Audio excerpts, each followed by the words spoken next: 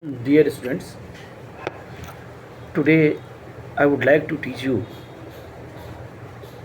one more popular mass movement, civil disobedience movement.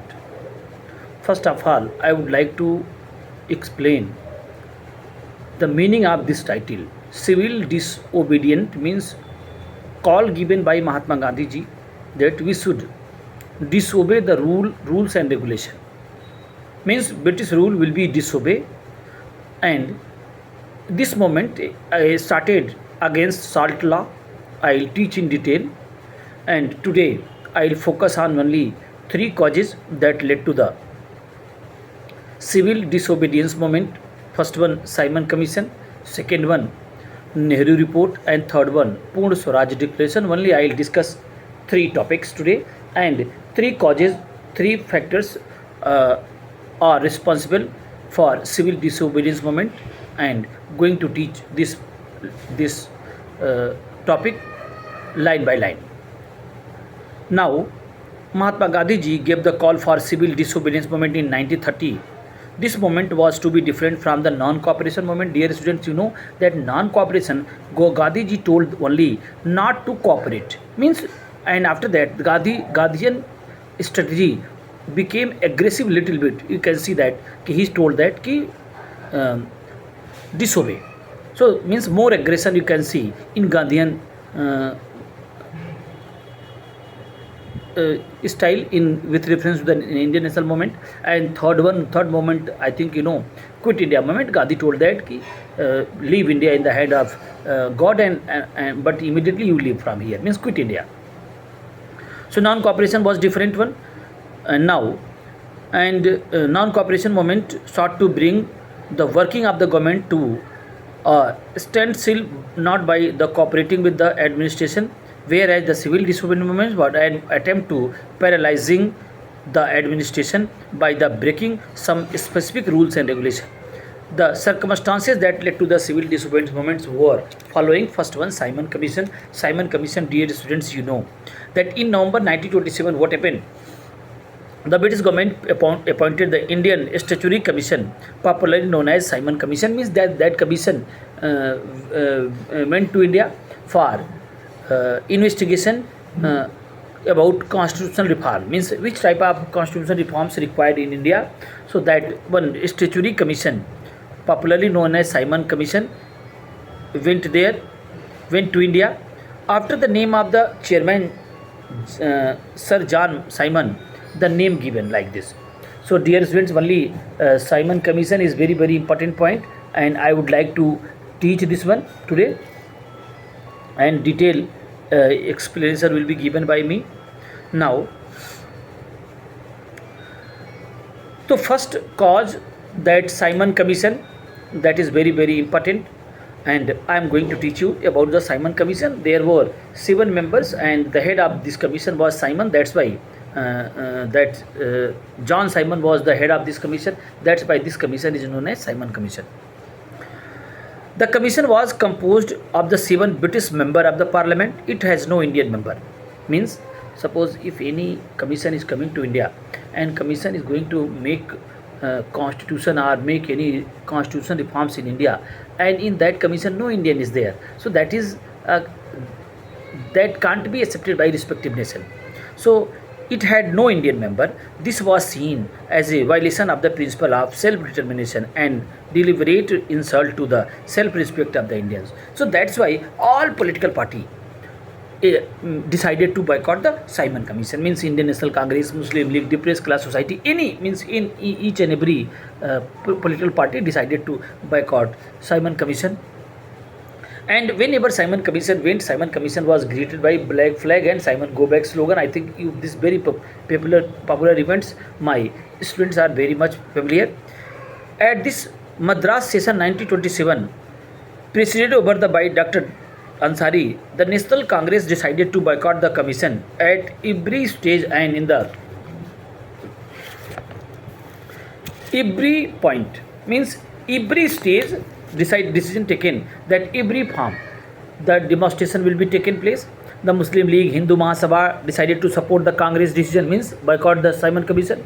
In fact, the Simon Commission united at least temporarily different groups and parties in the country. On Feb 3rd, the day of the commission reached Bombay, and all India hartal was organized.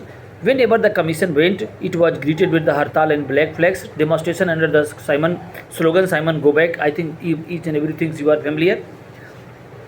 Appointment.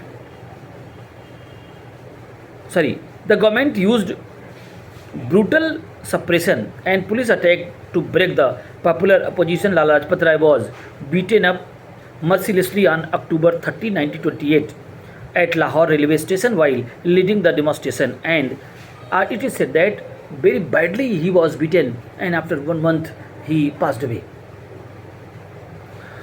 Now, what were the recommendation of the Simon Commission? These points are very important. I would like to teach this. Diarchy should be abolished, means what was established by Government of India Act 1919, means some transfer subjects were there, some reserve subjects were there. So that diarchy system will be abolished, and there should be complete autonomy, means complete power given to state in the province, including the Department of Law and Order, but the governor should be given overriding power in certain military like internal security. Means in Simon Commission recommendation was there that diarchy will be abolished and power will be given, maximum power will be given to state, province only related to the internal security. Governor had overriding power, means governor can use veto. Provincial legislature should be enlarged, means it will be enlarged, means more Indian will be nominated. The federal government of the central should embrace not only British but also the princely state, means which India will be there. In that British India provinces will be there, and princely state will be also there in that India, that federal India. The Governor General should elect and appoint member of his cabinet. That is very easy one. And British troops and British officers should stay on the Indian regiment for many more years. And High Court should be under the administration control of the Government of India. And the communal representation was to continue. What do you mean by the communal representation? Means when Governor will appoint members in his council, so he will take care about the that how many Hindus will be appointed, then Muslim will be appointed, so and so.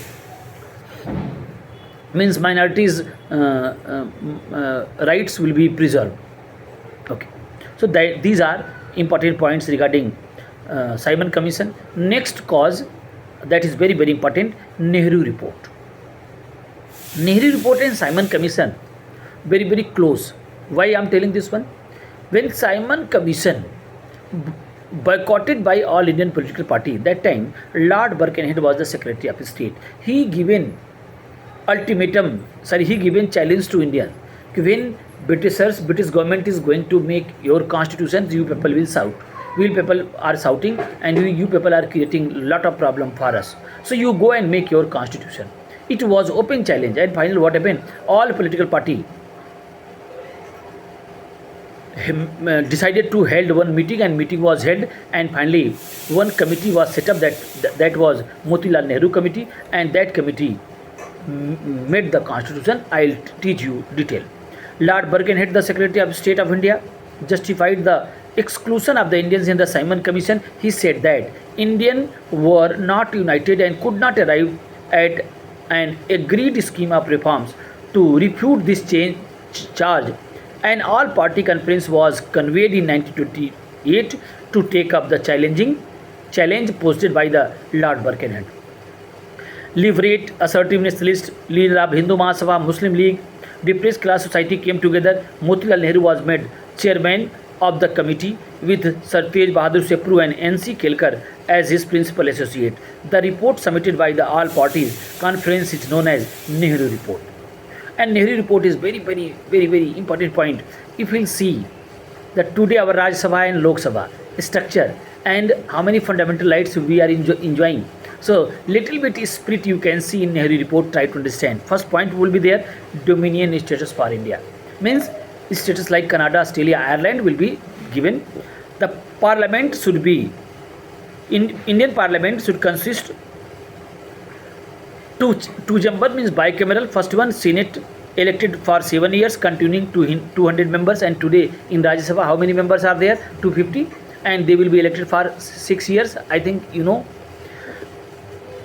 And other house is the House of Representative with 500 member, elected for 5 years throughout adult franchise. I think same pattern is there. Only one difference is there to in modern parliament, that our strength is 550.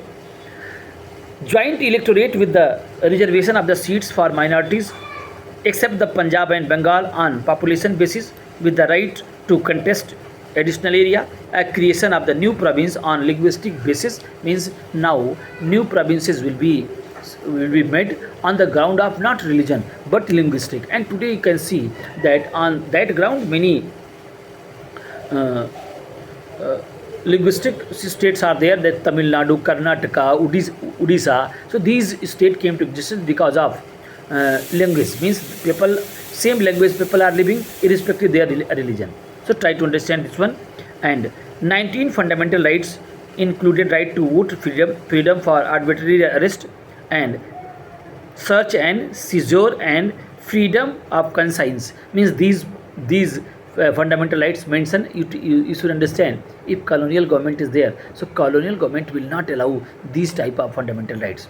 And it is main points of Nehru report. And last point is there, the declaration of the Purna Swaraj. The Calcutta session of the Congress had served an ultimatum to the British government to accept the Nehru report by end 1929, or to face a mass movement, since the 1 year time limit set at the Calcutta session passed without any positive response for the British and government. The Nehru report was declared to have lapsed, and Lahore session of the Congress in 1929. Jawaharlal Nehru was the president of that time, and finally Lahore session, Purna Swaraj declaration was passed. What do you mean by this one? Means the goal of the Indian National Congress will be not dominion status, will be not status like Canada, Australia and Ireland. Now it is clear, it has been passed, resolution has been passed, that the goal of INC will be complete independence. So many times this question and asked, and tricolor flag hosted by Pandit Jawaharlal Nehru, and on the midnight of December 31, 1929, Jawaharlal Nehru led the procession to the bank of the river Ravi at Lahore and hosted tricolor flag. He proclaimed that it was a crime against man and God to submit any longer to British rule. The Congress Working Committee met the January 1930 and decided the following program: preparation for the civil disobedience movement. And as per the Purna Swaraj resolution, the word Swaraj in the Congress constitution would henceforth mean complete independence, or Purna Swaraj, which was set forth as the goal of the Indian National Congress, and observance of 26th of January as a Purna Swaraj day, and all over the country tricolor flag were hosted, and resignation by the member of the legislature and withdraw from the possible association with the British government. So only these three causes, dear students, are very much responsible for the civil disobedience movement. First one I have taught today, Simon Commission. Second one, Nehru report. And third one, Purna Swaraj declaration. So only in this video only this much, and next video I'll explain other points, other topics regarding civil disobedience movement. Thank you.